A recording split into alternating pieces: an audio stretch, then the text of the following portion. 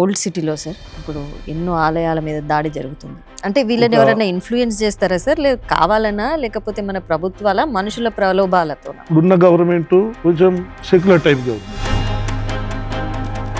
Sir అసలు మీరు police department లోకి రావడానికి ఏమైనా ఇన్స్పిరేషన్ ఉన్నారా సార్? ఎవరైనా ఆర్మీ ఆఫీసర్లతో అటాచ్ ఉండి 93 నవంబర్ 18 రోజు హ్యాబిట్స్లో ఒక పెద్ద సెన్సేషనల్ ఇన్సిడెంట్ జరిగింది. హైకోర్టు అడ్వకేట్ని నేను కొట్టినా అని కోర్టులని బంద్ చేసిన. ఆకారం ఉంటే అధికారం నీకు ఎవడిచ్చిండు అంటే నాకు యూనిఫామ్ ఉంది. वीआईपी आए तो मेरे क्या करने का है, वीआईपी तुम्हारे लिए. నమస్తే, వెల్కమ్ టు పల్లవి టీవీ.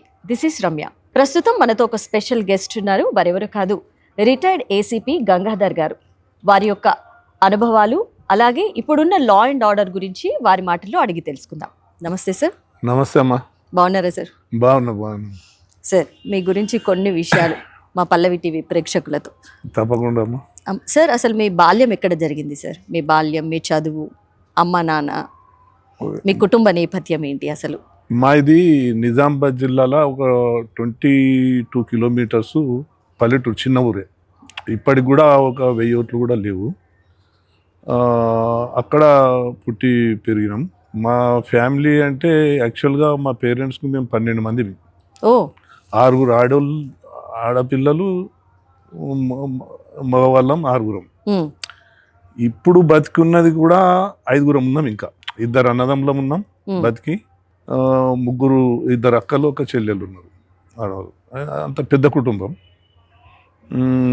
మా ఫాదరు మదరు అంతా వ్యవసాయం. అంటే వ్యవసాయ కుటుంబం సార్ మీది? పూర్తిగా వ్యవసాయ కుటుంబం. ఇక ప్రభుత్వ ఉద్యోగాలు కూడా ఎవరికి లేకుండే అప్పట్లో. సో బాల్యంలో మొత్తం ప్రైవేటు ఎడ్యుకేషన్ లేదు, మొత్తం గవర్నమెంట్ ఎడ్యుకేషనే. అయితే ఆ ప్రభుత్వ ఒక సింగిల్ టీచర్ స్కూల్ ఉండే, స్టూడెంట్స్ లేరని పక్క ఊరికి షిఫ్ట్ చేసాం మేము. 1వ తరగతి 2వ తరగతి అట్లా ఉన్నప్పుడు. ఓకే. మళ్ళీ ఒక 5-6 కిలోమీటర్లు నడుచుకుంటూ పోయి అప్పుడు అక్కడ చదువుకుని వచ్చినాం. తర్వాత మా అందరికంటే పెద్దన్న నిజామాబాద్లో సెటిల్ అయింది కాబట్టి మా ఫాదర్ ఏం చేసిండు, ఈ ఎడ్యుకేషన్ డిస్టర్బ్ అవుతుందని, చదువుకునే పరిస్థితులు సరిగ్గా లేవు విలేజ్లల్లో అని నిజామాబాద్ మా అన్న దగ్గరికి పట్టించాడు. అక్కడ primary education, high school education, intermediate, junior, అంటే డిగ్రీ వరకు అక్కడనే పూర్తి అయిపోయింది. ఆ తర్వాత కాకతీయ యూనివర్సిటీలో పోస్ట్ గ్రాడ్యుయేషన్ పబ్లిక్ అడ్మినిస్ట్రేషన్ చేసిన. ఓకే. దాని తర్వాత సేమ్ నేను చదివిన డిగ్రీ కాలేజీలో లెక్చరర్ పోస్ట్ ఉండే. నేను పీజీ కంప్లీట్ అయిన అక్కడ ప్రిన్సిపాల్ ఆఫర్ చేస్తే పార్ట్ టైం లెక్చరర్గా జాయిన్ అయినా అక్కడ. జాయిన్ అవుతూ ఉస్మానియా ఆర్ట్స్ కాలేజీలో మళ్ళా అది ఎంఫిల్ ఎగ్జామ్ రాస్తే అక్కడ సీట్ వచ్చింది. ఓకే. ఎంఫిల్ చదువుతూ ఇక్కడ పార్ట్ టైం లెక్చరర్ చేస్తుంటే నేది 87, 86, 80 ఉద్యోగం వచ్చేంత వరకు. ఓకే. తర్వాత ఇది 87లో నోటిఫికేషన్, మళ్ళీ 89లో సెలెక్షన్ అయితే ఇక పార్ట్ టైం ఎంఫిల్ డిస్కంటిన్యూ చేసి అనంతపూర్ ట్రైనింగ్ పోవడం జరిగింది ఎస్ఐగా. Okay. SI training 9 months training ఉండే అప్పుడు అనంతపూర్లో. ఇంకా దాని తర్వాత నాకు మెదక్ డిస్టిక్ అలాట్ అయింది. ఓకే. మెదక్ డిస్టిక్లో టేక్మాల్ అనేది నాకు ఫస్ట్ పోస్టింగ్. ఓకే. అప్పుడు ఎక్కడ పోయినా ఎక్స్ట్రీమిస్టే, తెలంగాణ అంతా ఎక్కడ పోయినా ఎక్స్ట్రీమిస్టే. అక్కడ కూడా కొంచెం జోగిపేట తాలూకా దళం అనేది ఒకటి ఉండే. అది కూడా ఎటు బయటకు వెళ్ళాలన్నా కూడా ఇబ్బందులు ఉంటుండే. అన్ని ప్రికాషన్స్ తీసుకొని ఉన్నతాధికారుల ఇన్స్ట్రక్షన్ ప్రకారం తీసుకొని అది కొన్ని రోజులు అట్లా చేసిన తర్వాత యాక్చువల్గా అప్పుడు డిప్యూటేషన్ మేము ఒరిజినల్గా సెలెక్ట్ అయింది హైదరాబాద్ సిటీకి. ఓకే. ఎవరైతే సిటీకి సెలెక్ట్ అవుతారో వాళ్ళు ఒక 3 years జిల్లాలల్లో చేయాలి ఎక్స్పీరియన్స్ కోసం. ఓకే. సో అప్పుడు మాకు 1.5 year అయింది మేము అక్కడ మెదక్ జిల్లాలో. ఈ హైదరాబాద్ సిటీలో కమ్యూనల్ 90 కమ్యూనల్ చాలా పెద్ద ఎత్తులో అయింది. ఆ కమ్యూనల్ కోసం మాకు 2 months సిటీకి పిలిపించిండ్రు. నాకు అప్పుడు ముషీరాబాద్ పీకెట్ ఉండే, ఆడ కూడా దయార మార్కెట్ అదంతా చాలా పెద్ద కమ్యూనల్ అయింది అక్కడ ముషీరాబాద్లో. 2 months ఇక్కడ చేసి మళ్ళీ మా పోస్టింగ్కి వెనకపోయేసరికి అప్పుడున్న కమిషనర్ డీజీ గారికి ఏం చేసిండంటే, యంగ్ ఎస్ఐలు కావాలా, సిటీ అంతా రౌడీజము కమ్యూనల్ అంతా డిస్టర్బ్గా ఉన్నది అని 1.5 year కాగానే సిటీకి పిలిపించిండు. సిటీకి పిలిపించిన తర్వాత ఫస్ట్ పోస్టింగ్ నా ఇది హ్యాబిట్స్ వచ్చింది. ఓకే. 91లో. ఓకే. హ్యాబిట్స్లో వచ్చేసరికి అప్పుడు ఇక్కడ వస్తే communal plus terrorism, Islamic terrorism సిటీకి. జిల్లాలో పోతే నక్సలైట్లు. ఏడవైనా కూడా పోలీస్కు చాలా క్రిటికల్ టైం అది. మేము జాయిన్ అయిన టైంలో జిల్లాలో పనిచేసిన, హైదరాబాద్ సిటీలో పనిచేసిన. ఓకే. మీ దానికన్నా ముందు ముందు సార్, మీరు ఫస్ట్ ఛార్జ్ తీసుకున్నప్పుడు, మీరు ఫస్ట్ ఛార్జ్ తీసుకున్న యొక్క డిస్ట్రిక్ట్లో ఎట్లా ఉండేది సార్? అప్పుడు నక్సలిజం అనేది అప్పుడు మీరు ఛార్జ్ తీసుకున్నప్పుడు చాలా ఉండేది. ఎట్లాంటి అడ్డంకులు ఎదుర్కొన్నారు మీరు ఆ టైంలో? అడ్డంకులు అంటే ఇప్పుడు మేము ఇన్ఫర్మేషన్ వస్తుండే, అడవిళ్ళల్లో పోతుంటే సింగిల్తో లైన్గా, అంటే అది వాళ్ళకి టార్గెట్ కాకుండా గుంపులు కాకుండా కొంచెం దూరం ఒక జవాన్ అట్లా చాలా డిస్టెన్స్ మెయింటైన్ చేసుకుంటా నడుచుకుంటా పోవాల్సి వస్తుంటే, కొన్నిసార్లు వాళ్ళు పసిగట్టి, అంటే ముందే ఇన్ఫర్మేషన్ వచ్చి ఆ గుట్టలు దాటట్టు పోయే పరిస్థితి ఉంటుండే. మేమంతా కోంబింగ్ చేసి వస్తుంటే కొన్ని ఇన్ఫర్మేషన్లల్లో వాళ్ళు ఎప్పుడన్నా వాళ్ళ నేటివ్ ప్లేస్కు వస్తుండ్రి. ఒకసారి ఆ దళంలో నలుగుట్ల ఒక మాణిక్యయ్య అని నార్సింగ్ అనే విలేజ్ ఉంది. ఎండాకాలము వాళ్ళ ఫాదర్ ఒక్కడే ఉంటాడు, ఎవరు ఉండరు. వాళ్ళ తమ్ముడు ఇక్కడ నారాయణగూడ అలా ఆటో నడిపిస్తాడు. అతను ఫాదర్ని చూసి ఒకసారి భోజనం చేసి పోదామని వచ్చిండు. ఆ ఇన్ఫర్మేషన్ మాకు వస్తే మేము పోయి రౌండప్ చేసి, అతను ఊర్లే పరిగెత్తుకుంటూ పోయిండు. విలేజ్ అందరు చూస్తుండ్రు కంప్లీట్. ఎండాకాలం మిట్ట మధ్యాహ్నం 2 గంటలకు. అయితే నా రన్నింగ్ ముందు ఆయన ఉరకలేకపోయిండు. అప్పుడు పట్టుకున్నాం. అట్లా కొంచెం ఆ తర్వాత ఆ దళంలో కలిసి ఇంకొక ఆయన సరెండర్ అయ్యిండు. ఆ తర్వాత మేము సిటీకి వచ్చినాం. సిటీకి వచ్చిన తర్వాత ఈ ఎఫెక్ట్, దళం మెంబర్ అరెస్ట్ అయిన ఎఫెక్ట్ పాపన్నపేట పోలీస్ స్టేషన్ మీద తీసిన, పక్క పోలీస్ స్టేషన్ మీద బాంబు దాడులు చేశారా? చేసి బ్లాస్ట్ చేసిండ్రు కదా. పాపన్నపేట పోలీస్ స్టేషన్ బ్లాస్ట్ చేసిండ్రు. నా పక్కదే ఎగ్దమ్ నాకు బార్డర్. అందులో ఎవరైనా వీళ్ళు ఉన్నారా? పోలీసులు కొందరు. మళ్ళా అంతకు ముందు ఏమైందంటే, దామోదర్ రెడ్డి అని నా బ్యాచ్మెంట్, ఆయన కౌడిపల్లి పోలీస్ స్టేషన్ ఉండే, అతని గన్మెన్ ని ట్రాప్ చేసి ఒక ఊరికి రప్పించి అతన్ని చంపేసిండ్రు. నా పక్కకి, అది నా బార్డర్. సో అట్లా కొన్నిసార్లు మాకు కూడా నా పోలీస్ స్టేషన్ పేల్స్తాను పేపర్లో కూడా వేసిండ్రు, ఓపెన్గా వేసిండ్రు. టెక్మాల్ పోలీస్ స్టేషన్ పేల్చేస్తామంటే, ఇక యాజ్ ఎస్ఐగా జవాన్లు మేమంతా కలిసి పోలీస్ స్టేషన్ని రక్షించుకునే ప్రాసెస్లో నైట్లో కూడా డ్యూటీలు చేస్తుంటే, పోలీస్ స్టేషన్లోనే వండే పరిస్థితి ఉంటుండే, ఫ్యామిలీస్ని ఇంటికి పంపించేసి. ఎట్లుండేది సార్ అసలు ఆ టైంలో? మీరు ఎట్లాంటి ప్రికాషన్స్ తీసుకునేది? ఇప్పుడు మీరు చెప్పారు ఒక ఇన్సిడెంట్, ఒక ఎస్ఐని ఏమార్చి తీసుకెళ్లి వేరే ఊరు, అట్లాంటి సంఘటనలు మీకు ఎదురైనాయా? కానీ జాగ్రత్తగా ఉంటుంటుంది. ట్రాప్ చేస్తుంటే జాగ్రత్తగా ఉంటుంటుంది. గెస్ట్ హౌస్కు ఎవరన్నా విఐపి వచ్చినప్పుడు, ఆడ టేక్మాల గెస్ట్ హౌస్ ఉంటే దాన్ని ఒక 3 అంచెల లెక్కల మేము బందోబస్తు పెట్టుకొని, దూరంలో విలేజ్ ఎంట్రీలో ఒక సెంట్రీ, 2 సెంట్రీలు, గెస్ట్ హౌస్ చుట్టూ, లోపల గెస్ట్ హౌస్ లోపల, ఆ రకంగా కొంచెం ప్రికాషనరీ బందోబస్తు చేసుకుంటుంటే ఎమ్మెల్యేలు వాళ్ళు వీళ్ళు వచ్చిపోతుండ్రు గెస్ట్ హౌస్లకు. అట్లా మా ఇది మేము కూడా జాగ్రత్త, వెహికల్స్ మార్చి పోవాల్సి వచ్చినప్పుడు వెహికల్స్ మార్చి, మా వెహికల్ కాకుండా వెహికల్స్ మార్చి తిరగాల్సి వస్తుండే. కంపల్సరీ ఒకసారి ఏమైందంటే, అది అంబేద్కర్ యూత్ సంఘాలు అనే పేరు మీద వీళ్ళు యూత్ని, సంఘం పేరు మీద వీళ్ళ యూత్ని విలేజ్లల్లో రిక్రూట్ చేసుకుంటుంటారు. ఓకే. ఆ ఇన్ఫర్మేషన్ ఎస్పీ గారికి కావాలా. అయితే అప్పుడు మేం పోతే కష్టమని జనరల్గా అప్పుడు అక్కడ పనులతో వాళ్ళతో తెప్పించుకుంటుంటుంది. ఓకే. ఒక రిమోట్ విలేజ్, ఎల్లంపల్లి అని ఒక రిమోట్ విలేజ్ ఉంది. దాంట్లో అక్కడ నుంచి అక్కడ పనులు కానీ ఏ గవర్నమెంట్ ఏజెన్సీ పెద్ద మనుషులు కానీ సర్పంచ్ ఎవరు ఇస్తలేరు. అది మేమేమో ఇన్ఫర్మేషన్ కంపల్సరీ కలెక్ట్ చేయాలి. ఒకరోజు ఇట్లనే మిట్ట మధ్యాహ్నం ఒకటే జవాన్ తీసుకొని నా 5వ వేపను 5వ వేపను తీసుకొని ఆ విలేజ్కి పోయినాం.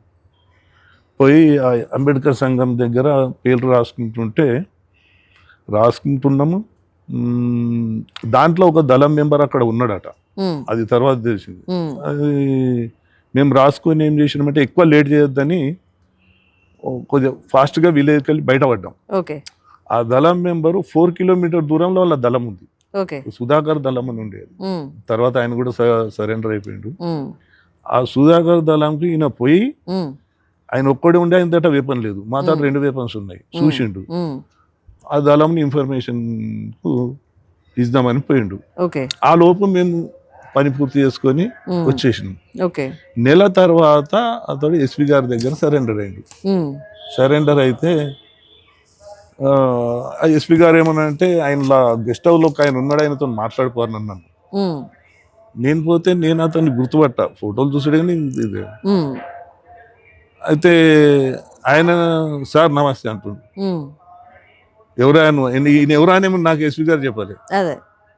ఎవరాను అని అంటే, సార్ ఆ రోజు మీరు మీ జవాన్ను ఆ ఊరికి వచ్చిండ్లు, నేను అటాక్ చేద్దాం అనుకున్నాను, అతడు వెపన్ లేకుంటే దళం పిలిపించుకొచ్చి అటాక్ చేద్దాం అనుకున్నాం, ఆ లోపు మీరు వెళ్ళిపోయింది సార్ అని చెప్తుంటారు. అప్పుడు ఆయనని నేను చూసి వాళ్ళు మమ్మల్ని చూసిండు, చాలా సార్లు చూసిండు సివిలియన్ గా, సివిల్ రూపంలో వస్తారు మనం అట్లా.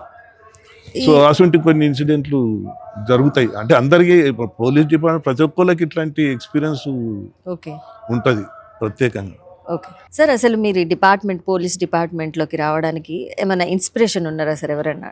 ఇన్స్పిరేషన్ అంటే అమ్మా, నేను యాక్చువల్గా హై స్కూల్లో ఎన్సీసీ ఉంటి, తర్వాత డిగ్రీ అయిపోయిన తర్వాత కూడా ఎన్సీసీలో ఉంటి. నాకు మొదటి నుంచి అంటే కబడ్డీ కానీ వాలీబాల్ కానీ అవన్నీ ఆడుతూ అవి లేనప్పుడు రెగ్యులర్గా నేను 10 కిలోమీటర్ రన్నింగ్ ప్రాక్టీస్ చేస్తాను. అంటే అదొక ప్యాషన్గా, నాకు రన్నింగ్ అనేది ఒక ప్యాషన్. ఆ ప్రాసెస్లో ఎన్సీసీకి ఏంటంటే నేషనల్ క్యాంపు సెలెక్ట్ కావాలంటే మినిమం 6 కిలోమీటర్స్ స్టేట్ లెవెల్లో కొంచెం ర్యాంక్ రావాలి ఆ సీట్లను బట్టి. అప్పుడు ఈ స్టేట్కి ఎన్ని నేషనల్ లెవెల్లో క్యాంప్స్ ఉంటే ఈ స్టేట్కు ఎన్సీసీ కొన్ని సీట్లు కేటాయిస్తారు స్టేట్కు, ఆ కాంపిటీషన్లో రావాలి మనం. అయితే 6 కిలోమీటర్ రావాలంటే కొంచెం అడిషనల్ స్టామినా ఉండాలంటే నేను 10 కిలోమీటర్స్ రెగ్యులర్గా ప్యాషన్గా చేస్తుంటే అది ఎన్సీసీకి బాగా పనిచేసింది. నేను నేషనల్ క్యాంప్స్ అంటే ఇంపార్టెంట్ క్యాంపు నేను చేసిన క్యాంపులలో ఏంటంటే పారాట్రూపింగ్. అది ఆగ్రాలో ఫతేపూర్ సిక్రీ, ఆగ్రా నుంచి ఫతేపూర్ సిక్రీ పోతుంటే 8 కిలోమీటర్ దూరంలో అది పారాట్రూపింగ్ స్కూల్ ఉంది మన ఆర్మీది. అక్కడనే అంతా ఆర్మీ వాళ్ళంతా మొత్తం ఇండియన్ ఆర్మీ అంతా అక్కడనే చేస్తారు. అది ఎయిర్ ఫోర్స్ వాళ్ళు కండక్ట్ చేస్తారు. ఎన్సీసీలో 3 వింగ్స్ ఉంటాయి, నేవల్ వింగ్, ఆర్మీ వింగ్, అది ఎయిర్ ఫోర్స్. నేను ఆర్మీ వింగ్. 3 వింగ్ల నుంచి సెలెక్ట్ చేస్తారు దాన్ని. అది దానికి సెలెక్ట్ అయినా, సెలెక్ట్ అయ్యి ఆగ్రాలో కూడా మళ్ళీ సెలెక్షన్ ఉంటుంది. అది టఫ్ ఉంటుంది, చాలా టఫ్ ఉంటుంది. కొందరు ఆగ్రా పోయి కూడా రిటర్న్ అవుతారు ఫ్లైట్ ఎక్కకుండా. ఇక మేము అన్ని చేసేసరికి ఫ్లైట్ నుంచి జంప్ 1000 ఫీట్ నుంచి జంప్, పారాట్రూపింగ్ ఉంటుంది, 2 పారాచూట్లు ఉంటాయి, 22 మందికి ఒక ఫ్లైట్ ఉంటుంది. అది డకోటా పాకెట్ అని ఫ్లైట్లు అవి. వీటిని ఈ పారాట్రూప్ ట్రైనింగ్ కు యూజ్ చేస్తారు. అది 22 మందికి ఎట్ ఏ టైం జంప్ అన్నారు, అంటే ఒక వరుసగా నిలబెడుతుంటారు. అది ఆ జంపు సక్సెస్ఫుల్గా చేసాను. ఆ నేషనల్ క్యాంపు అది చూసి అక్కడ మిలిటరీ ఆఫీసర్స్ వాళ్ళ హోదా కానీ వాళ్ళ స్టైల్ కానీ అది నాకు బాగా ఇంప్రెస్ చేసింది. అంటే యూనిఫామ్ ఓకే అదే ఇన్స్పిరేషన్ అంటే అదే. నాకు ఎన్సీసీ నుంచి వచ్చింది ఇన్స్పిరేషన్. ఓకే ఆర్మీ ఆఫీసర్లతో అటాచ్ ఉండి ఓకే రెగ్యులర్ గా ఆర్మీతోనే టచ్ ఉంటాం కదా. ఓకే ఎన్సీసీ అంటే ఆర్మీ ఆఫీసర్లు ఇక్కడ కూడా ట్రైనింగ్ ఇచ్చేదాన్ని, క్యాంపులలో కూడా వాళ్ళే ఉంటారు. ఓకే అయితే సార్ హైదరాబాద్లో పోస్టింగ్ అయినప్పుడు sir first time law and order ఎట్లుండేది సార్, మీకు ప్రెజర్ ఎట్లుండేది అసలు? చాలా ఉండేమ్మా అప్పుడు. ఆఫీసర్స్ కూడా చాలా టఫ్గా ఉంటుండ్రి. వాళ్ళు మాకు మీటింగ్లా మా కమిషనర్ ఏం చెప్తుండే అంటే, మీరు ఇప్పుడు ఎస్ఐ కొత్తగా మేమంతా చేయను కానీ ఒకటే మాట చెప్పిండ్రు, మీరు ఒక రౌడీల ఎంబట వీధి కుక్కలు ఎంబట, వీధి కుక్కలు ఎట్లా ఎంబడబడతాయో అట్లా ఎంబడబడి చేయించాలని ఒక వర్డ్ చెప్పిండు. వర్డ్ ఇదే మాట చెప్తుండే. ఓకే రౌడీల మీద ఏం వీధి కుక్కల్లాగా మీరు విజృంభించాలా, చేయాలా వాళ్ళని, చేయాలా అట్లా ఏడ రౌడీగా అనిపించినా చేయాలని చెప్తుండ్రి. సో రౌడీజం బాగుండే అప్పుడు. కమ్యూనల్ రెండు వర్గాలల్లో రౌడీస్ బాగుండ్రి. ఫెరోసెస్ ఉండి లా అండ్ ఆర్డర్ కొంచెం చాలా వీకే ఉండే. పొలిటికల్ ప్రెజర్ ఎట్లుండే సార్ అప్పట్లో? చాలా ఉంటుండే అమ్మ. పొలిటికల్ ప్రెజర్ పోలీసులా చాలా ఉంటది. అవి కొన్ని నేను ఎగ్జాంపుల్ చెప్పమంటే కొంచెం చెప్పండి. కొంచెం చెప్తాము. ఒకసారి ఏమైందంటే, నేను అఫ్జల్గంజ్ సిఐగా పనిచేస్తున్నా. అది ఉమ్మడి రాష్ట్రం. ఓకే ఒక పవర్ఫుల్ మినిస్టర్ ఫ్యామిలీ మెంబర్స్ ఒక వ్యాపారస్తుతో కలిసి వ్యాపారస్తుని ముందట పెట్టి వీళ్ళు బ్యాక్గ్రౌండ్ ఉండి ఈ నల్గొండ జిల్లాలో ఒక అడవి ప్రాంతాన్ని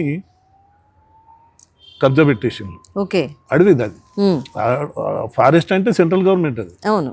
సో కబ్జా పెట్టిండ్రు. కబ్జా పెట్టి దాన్ని సేల్ చేస్తున్నారు, ఇక్కడ డెవలప్మెంట్ చేస్తామని. ఓకే అది కలెక్టర్ ఆర్డర్ ప్రకారము ఫారెస్ట్ ల్యాండ్, కానీ వాళ్ళ ఇన్ఫ్లుయెన్స్ తోని ఒక ఆడియోని మేనేజ్ చేసి, అంటే సిస్టమ్ ఇట్లుంటుంది చెప్తున్నా, ఆడియోని మేనేజ్ చేసి ఒక డూప్లికేట్ ఆర్డర్ని తీసి సబ్ రిజిస్టార్కి ఇచ్చింది. సబ్ రిజిస్టార్కి తెలుసు డూప్లికేటే తెలుసు, అయినా స్టేట్ లెవెల్ మినిస్టరు వాళ్ళ ఫ్యామిలీ మెంబర్స్ అని రిజిస్ట్రేషన్ చేస్తుండ్రు. అఫ్జల్గంజ్లో నన్ను ముగ్గురు ఇట్లా బాధితులు, తర్వాత వాళ్ళు 6 లక్షలు ఒక ప్లాట్ కొన్నారు. ముగ్గురు అంటే 18 లక్షలు కట్టిండ్రు. కట్టిన తర్వాత అది ఫేక్ అని తెలియంది. ఇది ఎప్పటికైనా మనకు ప్రాబ్లమే అని ఆ నల్గొండ జిల్లాలో కన్సర్న్ పోలీస్ స్టేషన్లో ఫిర్యాదు చేసిండ్రు. వాళ్ళు అంటారు, ఈ ల్యాండ్ మీకు రాదు, మాకు అది ల్యాండ్ వస్తుంది కానీ డబ్బులు ఏడిచ్చిండ్రు అన్నారు. డబ్బులు హైదరాబాద్లో ఇచ్చినాం. సో హైదరాబాద్లో ఇస్తే మరి అక్కడ కదా డబ్బులు ఇచ్చింది, అక్కడ అంటే ఫిర్యాదు చేసుకుంటారు. వాళ్ళకి తెలుసు పెద్ద మినిస్టర్లు పెద్ద లెవెల్లో ఉన్నది, ఇది పొలిటికల్ మనం ఇన్వాల్వ్ అయితే కష్టం అని వాళ్ళు ఎఫ్ఐఆర్ చేస్తలేరు. ఇక్కడ నా దగ్గరకు వస్తే ఇక్కడ పోలీస్ స్టేషన్లో ఉంది అన్నారు. నేను కూడా చెప్పిన వాళ్ళకు, సరే ఇట్లుంది మా ఏరియాలకు, లే ఇది మా ఆడ ల్యాండ్ అక్కడ ఉంది కదా చూడండి, ఇట్లుంటుంది సిస్టమ్, ల్యాండ్ అక్కడ ఉంది మేం చెయ్యమని వీళ్ళు చేస్తలేరు. అక్నాలెడ్జ్లు ఇస్తున్నారు, మళ్ళా కేసు రిజిస్టర్ చేస్తలేరు. ఏదన్నా సార్ మీరే ఏదన్నా మార్గం చూపించాలా మాకు, మేమంతా లాస్ అయిపోయినామంటే, నాకు తెలుసు ఇది ఇంట్లో ఇన్వాల్వ్ అయితే ఏదో దెబ్బ తగులుతుందని తెలుసు నాకు. తెలిసి ఏం చేసిన అంటే, లాలో ఒక అడ్వాంటేజ్ ఉంది. ఏం అడ్వాంటేజ్ అంటే, ఎప్పుడైతే ఫిర్యాదుదారుడికి ఆ ఏరియా పోలీస్ ఆఫీసర్ల మీద నమ్మకం లేకపోతే కోర్టుకు పోయి వాళ్ళ ఇష్టం ఉన్న జ్యూడిక్షన్లా ఆ పోలీస్ ఆఫీసర్కు డైరెక్షన్ తెచ్చుకోవచ్చు ఇన్వెస్టిగేషన్ చేయమని. అది ఉంది. నేనేం చేసినంటే ఒక అడ్వకేట్ని పట్టుకొని నాకే డైరెక్షన్ ఇప్పింది కోర్టు నుంచి వస్తే అంతే అని డైరెక్షన్ నాకే నేనే చేసుకున్నాను. తెలుసు ప్రాబ్లం అని అంటే వాళ్ళు తెచ్చింది. 3 ఎఫ్ఐఆర్ చేసిన నేను. నవంబర్ 2009 అఫ్జల్ గంజ్. సో చేసి ఫస్ట్ ఏదైతే వ్యాపారస్తుడు ఉన్నాడో రిజిస్ట్రేషన్ చేస్తుండు, డబ్బులు తీసుకునేటోళ్ళు వీళ్ళు ఇన్ఫ్లుయెన్స్డ్ పర్సన్, అవును, రిజిస్ట్రేషన్ ఈయనది, మనకు ఎవిడెన్స్ ఈయనదే ఉంది, వాళ్ళది లేదు. తర్వాత డ్యూ కోర్సులో వస్తే అది వేరే, తెచ్చి అరెస్ట్ చేసేసిన. ఓకే, అప్పుడు ఇక విపరీతమైన ప్రెషర్ మామూలుగా ఉండదు. థ్రెట్ ఏమన్నా జరిగిందా సార్ అప్పుడు మీకు? థ్రెట్ ఏమన్నా? అదే చెప్తాను. ప్రెస్ వాళ్ళు వచ్చిండ్రు, పెద్ద కేసు కదా, ప్రెస్ వాళ్ళు వచ్చిండ్రు, అక్కడి నుంచి పొలిటీషియన్స్ వచ్చిండ్రు, మా పై ఆఫీసర్ కు ప్రెషర్. అదే ఆయన అరే ఏందా ఇది ఎట్లా పెట్టుకున్నావు, దీన్ని కొంచెం ఆయన వదిలేసే అంటాడు. ఇక నేను ఎట్లాగో దిగినా, తెలుసు ప్రాబ్లం అవుతుందనే దిగినాం, ముందే తెలుసు. అని నేనేం చేసినంటే, సార్ ఇగో ఎఫ్ఐఆర్ ఉన్నాయి, వాళ్ళు విక్టిమ్స్, ఇగో మన పోలీస్ స్టేషన్ డైరీ, మీరు వదిలేస్తే వదిలేసుకొని, నేనైతే వదలను, నేను చేసుకుంటే చేసుకో. పై ఆఫీసర్ ఈ సమాధానం చెప్పినాను. ఆయన కూడా హెల్ప్లెస్ అయ్యి మినిస్టర్ చెప్పింది, నా మాట ఇంటలేరని. తర్వాత మినిస్టరే పిలిచింది పర్సనల్గా. పిలిస్తే ఉన్న విషయం చెప్పిన, ఇట్లుంది ఇట్లుంది, దీని నుంచి నేను ఇక మీరు ఏం చేస్తే చేయలేదు కానీ దీన్ని నేను అయితే వెనకకు తీసుకోలేనని ఆయన రిమైండ్ చేసేసిన, కోర్టుకు పంపించేసిన. కోర్టుకు పంపొద్దంటారు వాళ్ళు, కోర్టుకు పంపించేసిన. ఈ డాక్యుమెంట్లు ఏదైతే ఉన్నాయో ఫేక్ ఒరిజినల్, అవి కన్సర్న్ ఎంఆర్ఓ నుంచి లెటర్ ఇస్తే ఇచ్చిండు ఆయన, అవి కూడా కోర్టులో పెట్టేసిన తర్వాత ఇక ఎక్స్పెక్ట్ చేసిన, ఇక ఇది ఏమవుతుంది అంటే ఏమైనా చేయొచ్చు, వేరే ఇష్యూలో ఇంట్లో అయితే ఏం చేయలేరు, వేరే ఇష్యూలో సస్పెండ్ చేయొచ్చు. బట్ వాళ్ళు కూడా మినిస్టర్ బాగా ఆలోచించి, మినిస్టర్ ఇన్వాల్వ్మెంట్ లేదల్లా, వీళ్ళు బంధువులు చేసే పని ఫ్యామిలీ. సో వాళ్ళు కూడా అర్థమై జస్ట్ ట్రాన్స్ఫర్ చేసింది. ట్రాన్స్ఫర్ చేస్తే నేను అరెస్ట్ చేసిన న్యూస్ మొత్తం హెడ్లైన్లో వచ్చినాయి, ఈనాడు అన్ని పేపర్లలో వచ్చినాయి. 2009 మీరు చూస్తే తెలిసిపోతుంది, 18th 19th అట్లా ఆ ప్రాంతంలో నవంబర్. ఆ పేపర్ కటింగ్ చూసి అప్పటికో 70 మంది కొన్నోళ్ళు ఉన్నారు. వాళ్ళందరూ నల్గొండ, ఏడ వీలైతే వాళ్ళ రెసిడెంట్, ఏడ వీలైతే రంగారెడ్డి, మహబూబ్నగర్, నల్గొండల పోయి ఎస్పీలని కలెక్టర్లని కలిసి కంప్లైంట్ ఇస్తే అక్కడ ఒక అన్ని కలిసి 10 కేసులు రిజిస్టర్ అయినాయి. రిజిస్టర్ అయితే ఇక అవన్నీ ఏం చేసిండ్రు అంటే, వీళ్ళు నన్ను ట్రాన్స్ఫర్ చేసేసిండ్రు. వీళ్ళకు ఒక ఫెసిలిటీ ఏంటంటే, ఒక వ్యక్తి మీద ఎక్కువ కేసులు అయితే వేరే హైకోర్టు డైరెక్షన్ తీసుకుని అన్ని కలిసి ఒక దగ్గర ఇన్వెస్టిగేషన్ చేయమని కోరుకోవచ్చు. అట్లా హైకోర్టులో వేసి అన్ని కేసులు కూడా సీసీఎస్కి ఇచ్చిండ్రు, హైదరాబాద్ సీసీఎస్కి. అక్కడ ఆఫీసర్లకు చెప్పేసిండ్రు ముందే, ఆ సీసీఎస్లో ఏ ఆఫీసర్కి అవి అలర్ట్ కాలే, అట్లా ఉన్నాయి అంతే రిజిస్టర్ అయ్యి. తర్వాత నాకు తెలిసింది ఏంటంటే, ఆ 70 మందికి కూడా వాళ్ళు పిలిపించుకొని మేనేజ్ చేసేసి, అంటే డబ్బులు వాపస్ ఇచ్చో ఏదో రకంగా వాళ్ళని ఇచ్చేసి ప్యాసిఫై చేసి అవన్నిటిని కోర్టులో కాంప్రమైజ్ చేయించుకున్నారు. అట్లుంటది ప్రెషర్ అంటే, అంటే ప్రెషర్, పొలిటికల్ ప్రెషర్ అంటే. ఇంకా మీరు చెప్పేదానికి మీ అక్కడ జరిగిన సంఘటనకి మనకు వేరియేషన్ చాలా ఉంటది. మీరు కొంచెం క్లుప్తంగా చెప్పారు, ఇంకా మీకు అది అంటే ఆ లెవెల్లో ఉంటది ప్రెషర్. మనం పని చేస్తే అట్లా ఉంటది. ట్రాన్స్ఫర్ కు భయపడపోతే ఏం కాదు. ఇంకోటి సార్, అది మీరు ఇప్పుడు ఓల్డ్ సిటీలో మీరు పోస్టింగ్ తీసుకున్నప్పుడు సార్, అది ఇంకా హారబుల్గా ఉండేది, చాలా హారబుల్. అది ఎట్లాంటి ఎక్స్పీరియన్స్ చేశారు సార్ అక్కడ పోస్టింగ్ జరిగినప్పుడు? ఓల్డ్ సిటీ అంటే ఇప్పుడు నేను మీర్చౌక్ కేసీపీ చేసిన సార్, అక్కడ నాకు 4 పోలీస్ స్టేషన్లు, 98% ఒకటే కమ్యూనిటీ, ఇంకా వేరే కమ్యూనిటీ లేదు.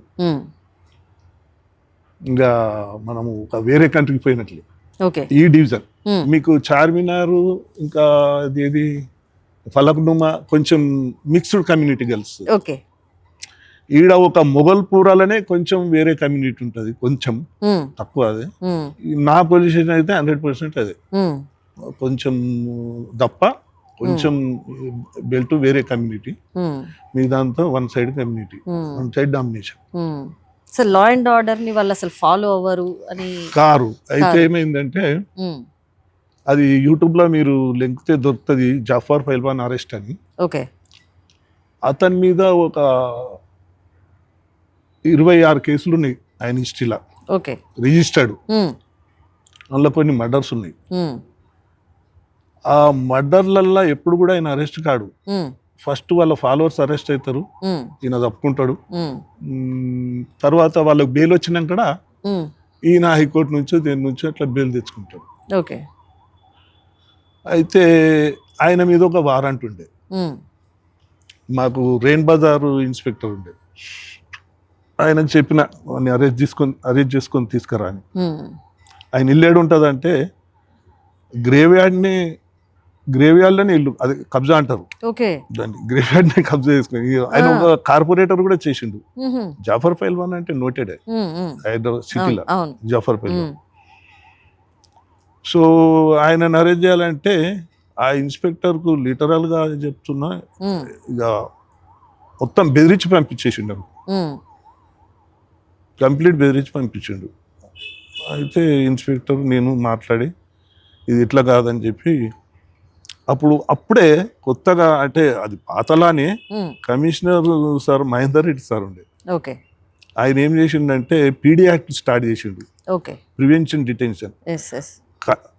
ఈ రెగ్యులర్ అఫెండర్స్కు మనం అరెస్ట్ చేసి పంపిస్తే ఉమ్, ఆయన ఇట్లా ఆర్డర్ ఇస్తే ఉమ్, 1 year వరకు బెయిల్ వేసుకోనికి లేదు కదా, ఉమ్, 1 year వరకు. అవును.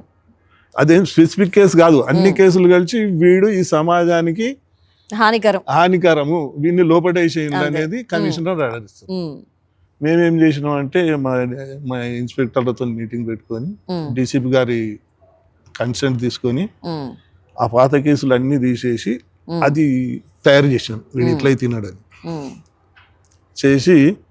దానికి మీరు యూట్యూబ్లో చూస్తే 3 ఇన్స్పెక్టర్లు, మొత్తం సౌత్ జోన్ ఏసీపీలు, ఓకే. ఇన్స్పెక్టర్లు, స్పెషల్ పోలీసులు, ఉమ్, మొత్తము గ్రేవ్ యార్డ్ అంతా కబ్జా చేసి ఓకే. ఆయన హిస్టరీ ఏంటంటే పర్సనల్గా హిస్టరీ, ఉమ్, అప్పుడు నేను అరెస్ట్ చేసేటప్పటికి 60 ఏళ్ళు అయినాకు. ఓ, సో 11 మంది పిల్లలమ్మ. వామ్మో. ఓకే. లాస్ట్ భార్య 23 years, ఉమ్, ఫస్ట్ వైఫ్ కూతురు అప్పటికి 45 ఏళ్ళు. ఓకే. ఫస్ట్ వైఫ్ కూతురు, పెద్ద అదే, కూతురు, అదే, అందరికంటే పెద్ద కూతురు. అర్థమైందా. సో అట్లా ఇక చాలా ఉన్నాయని ఇచ్చి చెప్తే ఓకే. ఆయన అట్లా దౌర్యం చేస్తే పోయినాం. ఉమ్, ఇక బలవంతంగా పట్టుకొచ్చాం, ఉమ్, పీడీ యాక్ట్లో వేసినాం. అంటే ఒక రౌడీ షీటర్ అరెస్ట్ చేయాలంటే ఉమ్, దాదాపు మేము 40 మంది పోలీసులం పోవాల్సి వచ్చింది. ఓకే. అప్పుడున్న లా అండ్ ఆర్డర్కి ఇప్పుడున్న లా అండ్ ఆర్డర్కి మన మీ దృష్టిలో చేంజెస్ ఏమైనా ఉన్నాయి అసలు? చేంజెస్ మేడం, అది ఆఫీసరు ఇండివిజువల్ కెపాసిటీ బట్టి కూడా ఉంటుంది, లా ఉంటుంది అందరికీ, ఉమ్, బట్ చేసే యాక్షన్ బట్టి ఉమ్, ఉంటుంది. ఓకే. ఇప్పుడు టెక్నాలజీ మారింది, టెక్నాలజీ వ్యవస్థ మారింది, మారింది, ప్రభుత్వాలు మారినాయి, అన్ని మారినాయి. అన్ని సో మారినాయి. ఇప్పుడు ఇంకా ఈజీ అయిపోయింది, అంటే అసలు అఫెండర్ అంటే ఈజీగా ఐడెంటిఫై అవును, అవును, అవును, టెక్నాలజీ. అవును, సెల్ ఫోన్ కానీ, సీసీ కెమెరా కానీ, ఎంతో టెక్నాలజీ వచ్చేసింది. సో ఆ పరిస్థితులు అప్పుడు ఓల్డ్ సిటీలో అట్లా ఉండే. ఓకే. సార్, మీ కెరియర్లో ది బెస్ట్ మర్చిపోలేని ఒక కేస్ చేజింగ్ అంటే ఏం చెప్తారు సార్? ఉందమ్మా, ఒకటి ఏంటంటే నేను అఫ్జల్గంజ్లో నేను సిఐగా ఉన్నప్పుడు బర్కత్పురాలో నేను షటిల్ ఆడుతుంటే ఫ్రెండ్స్తో. ఓకే. కొంచెం నేను ఫ్రెండ్స్తో ఎక్కువ ఉంటుంటే, ఓకే. డ్యూటీ కాగానే పొద్దున ఓపెన్గా, పొద్దున 5 అయిందంటే నేను గ్రౌండ్లలోనే ఉంటుంటే. ఇంద్రపారు పోతే ఫుట్బాల్, ఇప్పటికి కూడా నడుస్తుంది ఆడ ఫుట్బాల్, ఒక టీం నడుస్తుంది. ఓకే. బర్కత్పురా పోతే షటిల్ ఆడుతుంది. 8 o'clock నేను షటిల్ ఆడుతుంటే ఫోన్ వచ్చింది అఫ్జల్గంజ్ బస్ స్టాండ్లో ఇది ఒకటి, అది ఎంజీబీఎస్ లేదా, ఓకే, అవుట్ పోస్ట్ ఉంటుంది. Okay. Out post constable phone చేసిండు, సార్ క్లాక్ రూమ్స్ ఉంటాయి కదా ప్యాసింజర్స్, క్లాక్ రూమ్లో బాగా వాసన వస్తుంది, ఆయన క్లాక్ రూమ్ ఆయన ఓపెన్ చేసిండు ఇన్ఛార్జ్, వాసన వస్తుంది, అందులో ఏదో మొత్తానికి ఏదో చనిపోయిన శవం అదే స్మెల్ వస్తుంది ఒక డిఫరెంట్ ఆ టైప్లో వస్తుంది సార్. అంటే నేను అట్లనే అది వాకింగ్ అదే షటిల్ డ్రెస్ మీదనే అక్కడ నుంచి అంటే దగ్గర అవుతుంది బర్కత్పుర పార్క్ నుంచి MGBS ఇంటికి రాలేదు. అయితే పోయి బ్యాగ్ చూసినాను, చాలా బ్యాడ్ స్మెల్, లాకేసి ఉంది.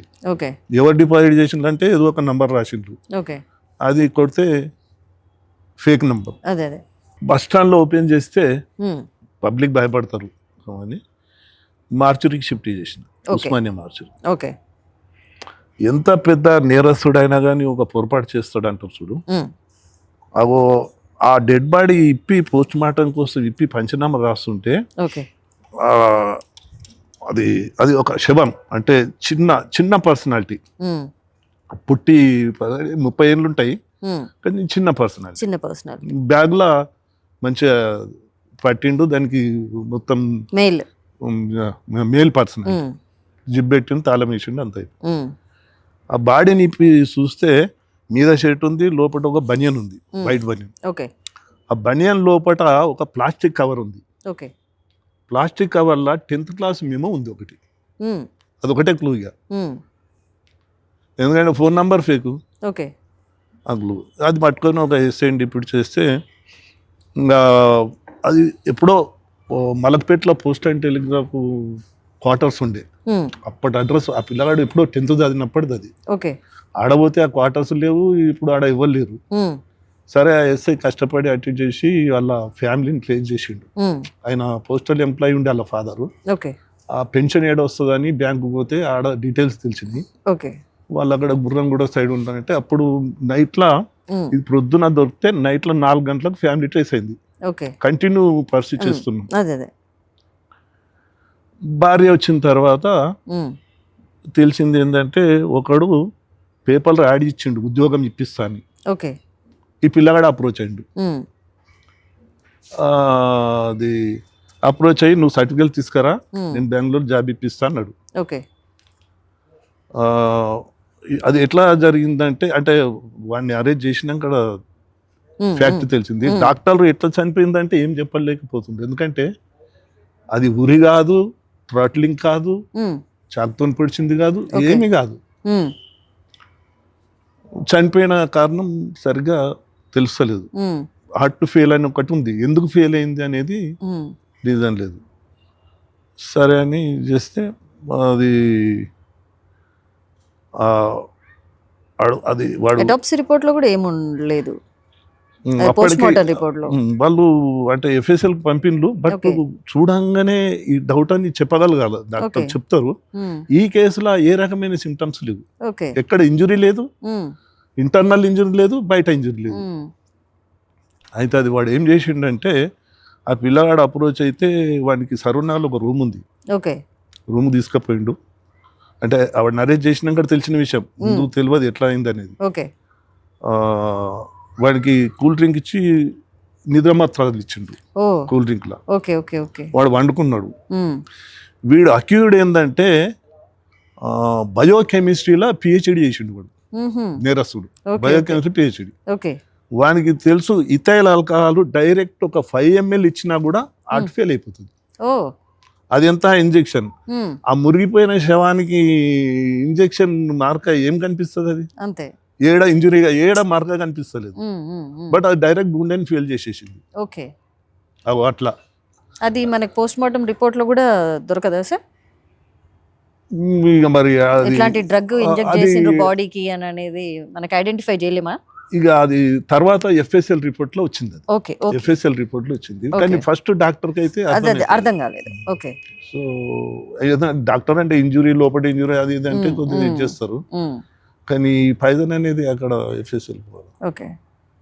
అది అట్లా ఎట్లా అంటే అది వాడు వాని ఫోను మొత్తం తీసేసిండు, ఈ పిల్లోడి ఫోను తీసేసిండు. ఎందుకు మర్డర్ చేసిండు అంటే, వాడు రాగానే నీతట ATM కార్డు ఉందంటే ఉంది అన్న, ఎన్ని డబ్బులు ఉండే అంటే 17,000.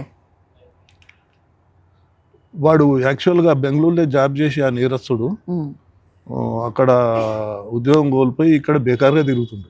ఓకే. ఊరికి వాడిది తేనాలి, ఊరికి పోతే పిహెచ్డి చేసినోడు బేకార్గా తిరుగుతుండని ముఖం చూపించలేక ఇక్కడ ఈ చీటింగ్ దందాలు పెట్టుకున్నాడు వాడు. ఓకే. ఇన్నోసెంట్ అదే అదే అదే అది ఉద్యోగం కావాల్సిన వాళ్ళకు చిన్న పేపర్ యాడ్ ఇచ్చేసి అదే అదే చేస్తుండు. అయితే ఏ రకమైన ఎవిడెన్స్ లేదు వాడిని పట్టుకోవాలంటే. ఈ పిల్లోడి ఫోన్ పడేసిండు, వాని ఫోను బ్లాక్ చేసి సిమ్ పడేసిండు, అన్ని మూసిలోనే పడేసిండు అన్ని. ఓకే. ఇంకా ఎక్కడ ఏం లేదు ఆ సిమ్. అయితే వానికి ఒక్కటి పొరపాటు ఏం చేసిండంటే సిమ్ పడేసిండు కానీ ఫోన్ మార్చుకోలేదు. ఓకే. వేరే సిమ్ వస్తే మళ్ళా ఐఎంఈ నంబర్తో ట్రాక్ చేస్తాం కదా, అట్లా ట్రాక్ చేయాల్సి వచ్చింది. ఓకే. తీరా చూస్తే వాడు వరంగల్లో చూపిస్తుంది. అది మా ఎస్ఐని టీం నుంచి వరంగల్ వెళ్తున్నాం. వీళ్ళు వరంగల్ రీచ్ అయ్యేసరికి వాడు ట్రైన్ ఎక్కి ఇదేది మన వరంగల్ నుంచి ఖమ్మం నుంచి విజయవాడ ఈ రూట్లో పోతుండ్రు. మేము అప్ టు డేట్ లొకేషన్ చూసుకుంటా ఎస్ఐ కారులో ఫాలో అవుతుండు, వాడు ట్రైన్లో పోతుండు, కారులో ఫాలో అవుతుండు. లాస్ట్కి తేనాలిలో ఆగిపోయిండు. తేనాలిలో టవర్ లొకేషన్ చూస్తే ఒక లొకేషన్ చూపిస్తుంది కానీ అడ్రస్ లేదంటే అప్పుడు వీని పాత నంబర్ కూడా తెలిసిపోయింది, ఐఎంఈ నంబర్. ఆ పాత నంబర్ అడ్రస్ చూస్తే వాడి parents number, phone number, address దొరికింది. మా ఎస్ఐ పోయిండు, వాడిని ఫోటోలు కూడా పంపినాం మేము. ఎందుకంటే ఫోన్ ఛార్జ్ చేసుకున్నప్పుడు ఆధార్ కార్డు అవన్నీ ఉంటాయి కదా, ఆ ఫోటోలు పంపినాం. పంపితే ఐడెంటిఫై చేసిండు, పట్టుకొచ్చిండు. అప్పుడు అడిగితే ఇదంతా చెప్పిండు. ఏం చేసినవరా అంటే మరి ఏటీఎం కార్డ్ని ఇప్పుడు కళానిలయం అని దిల్చుకున్నారు, ఒక బంగారం షాప్ ఉంది, దాంట్లోకి పోయి ఒక చైన్ సెలెక్ట్ చేసుకున్నాడు. చైన్ తీసుకొని మళ్ళీ అమ్ముకుందామని ఏటీఎం పోతే అది ఏటీఎం మీద ఈ పిన్ నెంబర్ కూడా దాని వెనుకుందేమో, పిన్ నెంబర్ అంతా తీసుకున్నాడు ముందే, పిన్ నెంబర్ అయింది. అయితే ఆ కార్డు మీద ఫోటో ఉంది. అప్పుడు ఏది ఆ కార్డుకు కొంచెం ఫోటోలు కూడా ఉండే కార్డులు ఉండే, మేబీ ఉండొచ్చేమో, నాకు అవగాహన లేదు. ఆ షాప్ అయినా ఈ ఫోటోని, ఇది కార్డు మీద ఉన్న ఫోటోకు నువ్వు సంబంధం లేదు, ఇది ఎవరిది అంటే బయటకు పోయి బయట ఉన్నాడు పిలుచుకొస్తా అని వాడు అటేపోయాడు. ఆ చైన్ కూడా తీసుకోలే, ఆ డబ్బు కూడా తీసుకోలే, ఇంకా హైదరాబాద్లో పారిపోయాడు. అప్పుడు ఇంటరాగేషన్ ఇన్ఫర్మేషన్ తర్వాత పట్టుకొచ్చినాం కూడా ఇవన్నీ ఇన్ఫర్మేషన్లు ఏమేమి చేసినావు అంటే 17,000 కాదు, ఒక పైసా దొరకలేవనికి అంత కకృతి పడి ఆ మర్డర్ చేసిండు. అది అయితే క్లాక్ రూమ్ లో బ్యాగ్ లో ఇది చేసి సెన్సేషన్ మర్డర్ అది.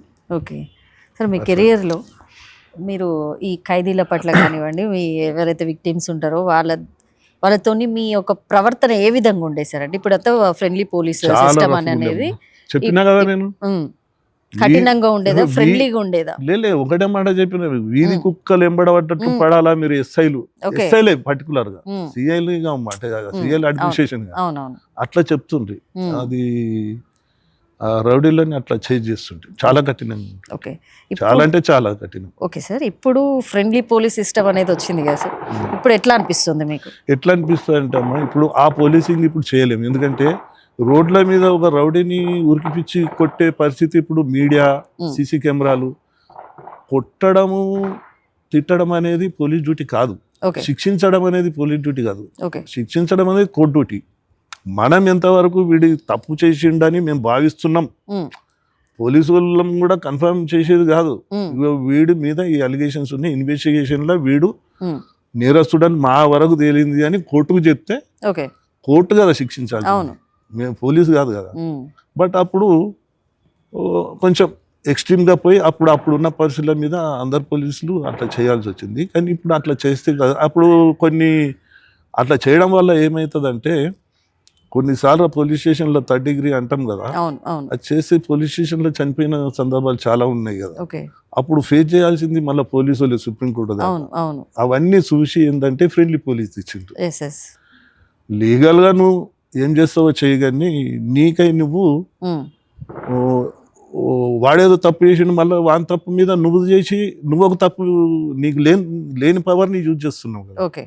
అట్లా అప్పటి పోలీస్కి ఇప్పుడు చాలా తేడా ఉంది. ఇప్పుడు అంతా స్మూత్గా అయిపోయింది, టెక్నికల్గా అయిపోయింది. ఎవిడెన్స్ అప్పుడు సీసీ కెమెరా ఎవిడెన్స్ లేదు. దొంగని పట్టుకుంటే కొట్టిన దాకా వాడు నిజం చెప్పాడు, చెప్పే పరిస్థితి పరిస్థితి లేకుండా లేదు.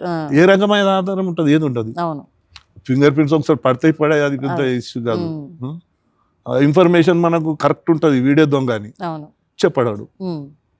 ఇప్పుడు అంటే సీసీ చూపిస్తే దొరికిపోతాడు. ఇప్పుడు టెక్నాలజీ మారింది, అన్ని అట్లా. అప్డేట్స్ ఉన్నాయి కాబట్టి పోలీసు డెఫినెట్ గా మారిపోయింది. అప్పటి పోలీస్కి ఇప్పటి పోలీస్కి ఓకే చాలా సార్. తేడా. ఇప్పుడు ఈ పోలీసు ఇట్లనే చేయాలా, ఓకే అప్పుడు అట్లనే చేయాల్సిన పరిస్థితి ఉంది ఆ పోలీసు. ఎస్ ఎస్ సార్, చివరిగా ఒక ప్రశ్న. ఇప్పుడు అప్పుడున్న ప్రభుత్వాలు ఇప్పుడున్న వ్యవస్థ ఇలా ఉంది సార్. ఇప్పుడు చూస్తున్నారు ఒక్కొక్క కేసులో డిఫరెంట్ రోజుకు ఒక వార్త వింటున్నాం మనం. అసలు వినకూడని కూడా వింటున్నాము. అసలు అంటే ఇట్లాంటివి జరుగుతాయా, జరుగుతున్నాయి, వాటి మీద మీ స్పందన ఏంటి సార్? ఎప్పుడైనా అమ్మా వెస్టెడ్ ఇంట్రెస్ట్ పోలీస్ ఆఫీసర్లు కొంతమంది ఉంటారు, అందరు కాదు. ఓకే. కొందరు అయితే ఎంత టఫ్గా ఉంటారంటే, నేను ఒక ఎగ్జాంపుల్ చెప్తా. ఒక ఆఫీసర్ది పేరు తీసుకొని, 93 November 18th రోజు హ్యాబిట్స్లో ఒక పెద్ద సెన్సేషనల్ ఇన్సిడెంట్ జరిగింది. ఓకే. హైకోర్టు అడ్వకేట్ని నేను కొట్టినా అని కోర్టులన్నీ బంద్ చేసినాయి. Okay. Nampally court, high court 15 days, third state, 2 స్టేట్లు అప్పుడు బంద్ చేసినాయి. ఆయన హైకోర్టు అడ్వకేట్, నాతో గొడవ పడ్డది హైకోర్టు అడ్వకేట్. ఓకే. ఎందుకు పడ్డాడంటే, చర్మాస్ ఉంది కదా ఇప్పుడు హ్యాబిట్స్, దాని ముందట మెథడిస్ట్ కాంప్లెక్స్ ఉంది, ఓకే, ఆపోజిటే. ఈ అడ్వకేట్ దగ్గర ఒక 20 మంది జూనియర్స్ ఉంటారు. ఆయన పెద్ద అడ్వకేట్, సీనియర్ మోస్ట్. ఓకే. ఆయన దగ్గర ఒక మోరిస్ కార్ అని చాలా పాతది ఉంటుంది, అది బ్రిటిష్ కాలం నాటి కారు. దాన్ని ఎంట్రెన్స్ లోనే పెడతాడు ఆయన. కాంప్లెక్స్ వాళ్ళు ఎన్నోసార్లు అబ్జెక్షన్ చెప్తే కూడా ఆయన విన్నాడు. ఇక అడ్వకేట్, హైకోర్టు సీనియర్, ఎంట్రెన్స్ లో పెట్టకూడదు కదా కారు. ఇప్పుడు మీరు వచ్చి ఎంట్రెన్స్ లో, అపార్ట్మెంట్ ఎంట్రెన్స్ లో పెడితే వేరే వాళ్ళు ఎట్లా పోతుంది, ఆయన అట్లనే పెడుతుండే. అయితే ఆ పర్టికులర్ రోజు నాకు అక్కడ బందోబస్తు ఎందుకు పడ్డదంటే, స్పీకర్ శ్రీపాదరావు గారు ఉండి, ఆయన ఒక సత్యసాయిది ఆఫీసు ఓపెన్ చేస్తుండ్రు ఆ కాంప్లెక్స్లో. దాని ఇనాగ్రేషన్కు రావాలి ఆయన. మా కమిషనర్ కూడా రావాలి దానికి. మా కమిషనర్ గారు కూడా ఆయన భక్తుడే ఉండేది. నాకు అక్కడ బందోబస్తు చేసింది. నేను పోయి చూస్తే ఈ కారు ఎంట్రెన్స్లో ఉంది. అది విఐపి కారు, అక్కడ ఆగాల వాస్తవానికి. ఈయన పాత కారు ఉంది. అప్పుడు ఏంటంటే బాంబుల కల్చర్ ఉండే, ఇటు నక్సలైట్లు, ఇటు టెర్రరిస్టులు. ఈయన అయితే మరి కరీంనగర్ బేస్డ్ నక్సలైట్ టార్గెటే ఉండే శ్రీపాదరావు గారు. సో ఆ కార్లో ఏది పెట్టింది తెలియదు. అప్పుడు ఇంత ఫాస్ట్గా రియాక్ట్ కానీకి టీములు లేకుండే, బాంబ్ స్క్వాడ్ రావాలా, అది రావాలి. నేనేం చేసిన, దీన్ని తీయాలని క్రేన్కు ఫోన్ చేసిన, కంట్రోల్ రూమ్కు, ట్రాఫిక్ క్రేన్కు. ఒకటే క్రేన్ ఉండే, చూసుకోండి మీరు. ఇప్పుడు గల్లీకి 10 క్రేన్లు. ఆ ఒక క్రేన్ ఎక్కడున్నదో, వాడు ఎక్కడ వండుకున్నాడో తెలియదు. కంట్రోల్ చెప్పినా కూడా రెస్పాన్స్ లేదు, క్రేన్ రాలేదు, తీయలేదు. అయితే స్పీకర్ గారు ఓల్డ్ ఎమ్మెల్యే క్వార్టర్ నుంచి బయలుదేరి రావాలా. ఈ కారు తీయకపోతే మన డ్యూటీ మీనింగ్ లేదు ఇక అని నేనేం చేసి, నేనే స్టీరింగ్లో కూర్చొని, అది డోర్ ఓపెనే ఉండే, పాత కారు కదా, డోర్ తీసి స్టీరింగ్లో కూర్చొని, ఆ కాంప్లెక్స్ వాచ్మెన్, నా జవాన్లు, మీరు నూకండి సెల్లర్లో పెడదామని తీస్తున్నాం. మెయిన్ టైం ఆయన వచ్చిండు అడ్వకేట్. ఇక వచ్చిండంటే ర్యాష్గా వచ్చేసిండు. నా కారు ముట్టే అధికారం నీకు ఎవడిచ్చిండు అంటే, నాకు యూనిఫామ్ ఉంది, లోకల్ ఎస్ఐ, నేను లా అండ్ ఆర్డర్ నాకు వస్తుంది, నువ్వు పెట్టింది రాంగు, నేనేం తీసుకపోతలేను, దీనికి ఫైన్ వేస్తలేను.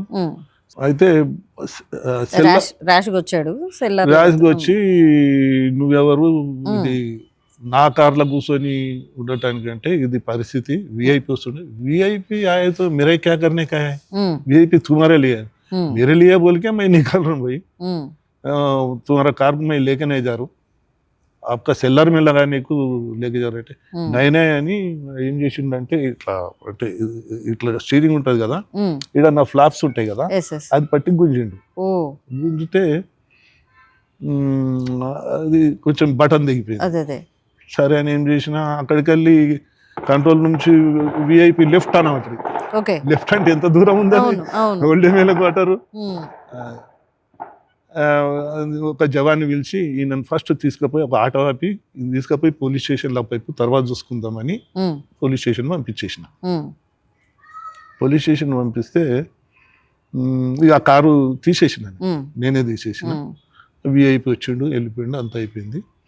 అలా జూనియర్స్ వచ్చిండ్రు. ఉమ్, జూనియర్స్ వచ్చి మా సార్ ఎటుపోయిందంటే పోలీస్ స్టేషన్లో ఉన్నాడని చెప్పినాను, ఉమ్, నేనే పంపించిన. అంటే పోలీస్ స్టేషన్ పోయేసరికి అక్కడ ఇలా జూనియర్స్ని పోలీస్ స్టేషన్లో ఆయన చూడగలిగి అలో చేయలేదు ఓకే.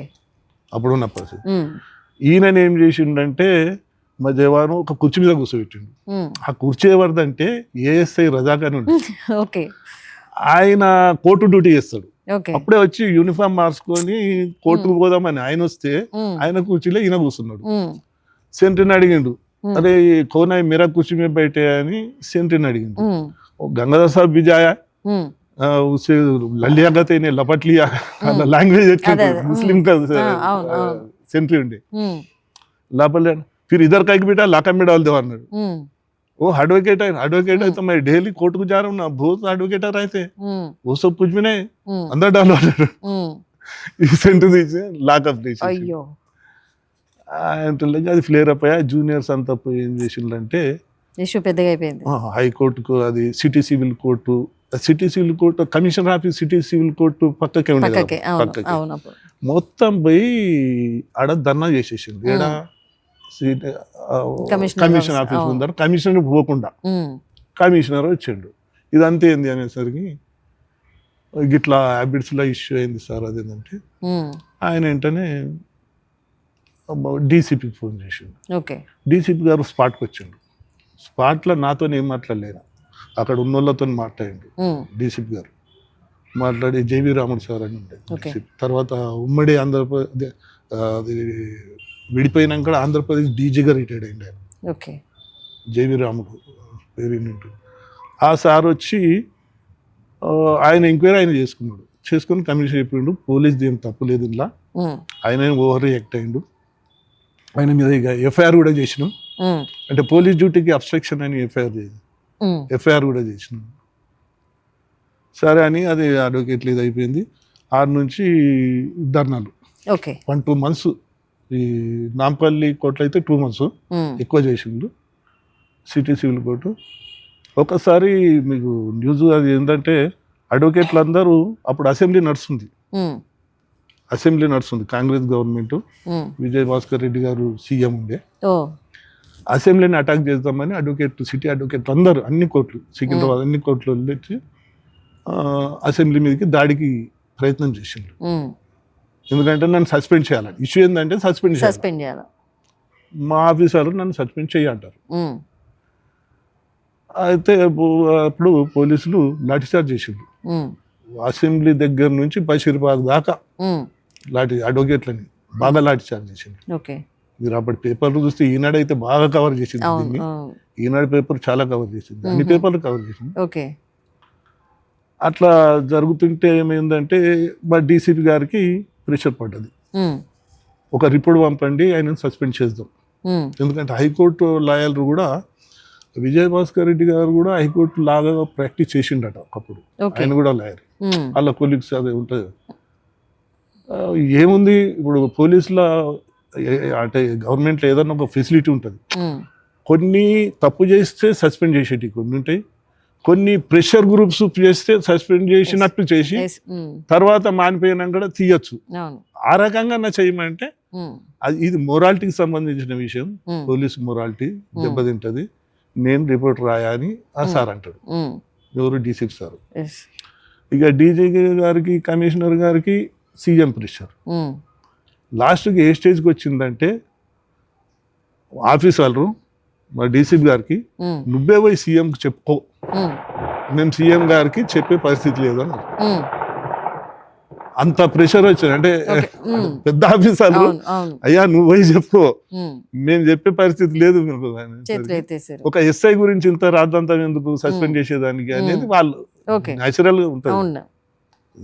కానీ ఆ సార్ ఒప్పుకోలేదు. ఉమ్, నేను పోతా అన్నాడు, నన్ను పిలుచుకున్నాడు, ఉమ్, నన్ను తీసుకొని పోయిండు ఆయన కార్లో. ఉమ్, సీఎం దగ్గరికి పోయి ఓకే. ఈయననే సార్ ఎస్ఐ, ఉమ్, ఈయనది ఏం తప్పు లేదు, ఉమ్, నేను ఒక డీసీపీగా స్పాటింగ్ పేరు చేసిన, ఉమ్, అడ్వకేట్ది చాలా తప్పు, ఉమ్, మీరు ఏమైనా యాక్షన్ తీసుకుంటే నా మీద తీసుకోవాలి కానీ ఉమ్. నేను మాత్రం ఈయన మీద రిపోర్ట్ రాయన్నాడు. ఓ అంతటి ఐపీఎస్ గట్స్ ఉన్న ఆఫీసర్లు కూడా ఉంటారు. Yes yes. ఇక కొందరైతే దిగజారి పనిచేసిన ఆఫీసర్లు కూడా ఉన్నారు, మనం రోజు పేపర్లో చూస్తున్నాం. అవును అవును. అంటే అది ఒక వ్యక్తిత్వం, అంటే అన్ని డిపార్ట్మెంట్లలో ఉంటారు, ఐపీఎస్ అని కాదు, ఐఏఎస్ అని కాదు, కానీ ఉమ్, అప్పుడు అట్లాంటి ఆఫీసర్లు ఉండి ఉమ్, అప్పుడు ఏం చేయలేదు నాకు. ఖాళీ అక్కడ నుంచి ఐబీఎస్ నుంచి చిక్కడపల్లి ట్రాన్స్ఫర్ చేసింది. ఉమ్, అప్పుడు మన అయితే దాని మీద ఏమైందంటే అసెంబ్లీలో చర్చ జరిగితే గవర్నమెంట్ ఏమన్నదంటే ఒక 1 man కమిషన్ ఇద్దాం.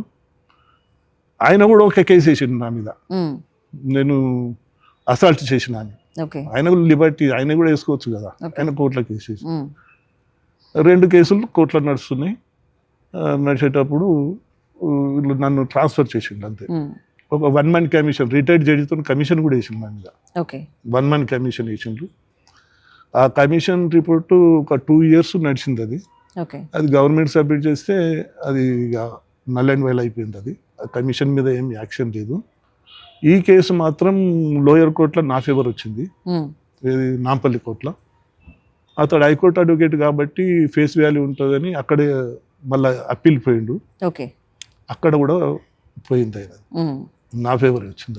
అది ఎప్పుడు 93 November అయిన కేసు ఉమ్, 2004 Marchలో ఎండ్ అయిపోయింది ఆ కేసు. ఓకే. అంటే 11 ఏళ్ళు